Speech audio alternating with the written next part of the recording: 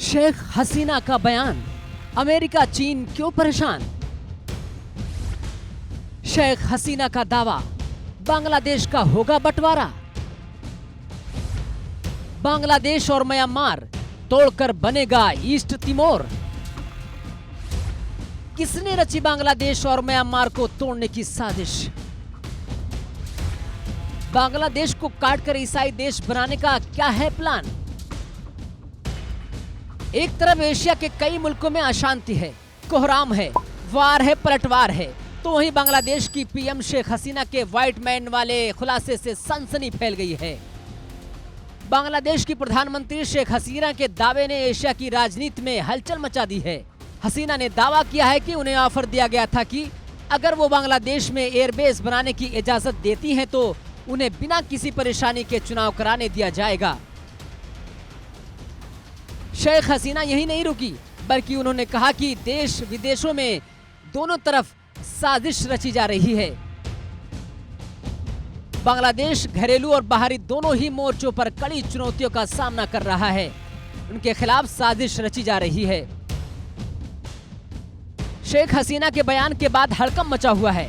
शेख हसीना ने कहा कि वो ईस्ट तिमोर की तरह बांग्लादेश और म्यांमार के कुछ हिस्सों को लेकर ईसाई देश बनाने की फिराक में हैं, जिसका आधार बंगाल की खाड़ी में होगा।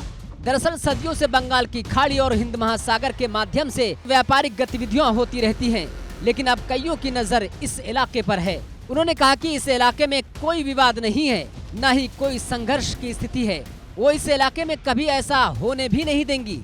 हालांकि ऑफर देने वाले देश का नाम नहीं लिया और न ही खुलासा किया।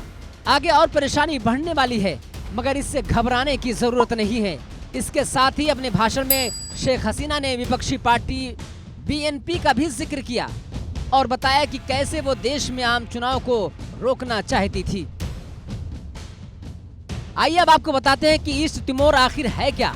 ईस्ट तिमोर को तिमोर लेस्ते के नाम से भी जाना जाता है। यह एक ईसाई बाहुल देश है। ईस्ट तिमोर 16वीं शताब्दी से पुर्तगाल का उपनिवेश था और कई शताब्दियों तक ये पुर्तगाली शासन के अधीन रहा।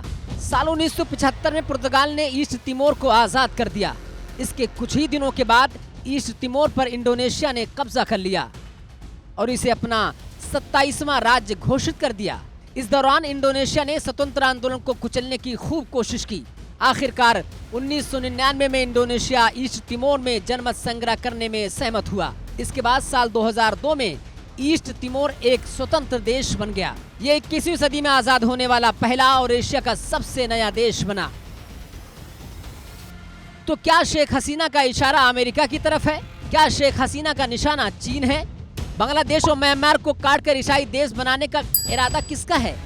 अगर वाकई ईसाई देश बनाने का इरादा है तो शेख हसीना ने उस देश का खुलासा क्यों नहीं किया? Bureau report, India news.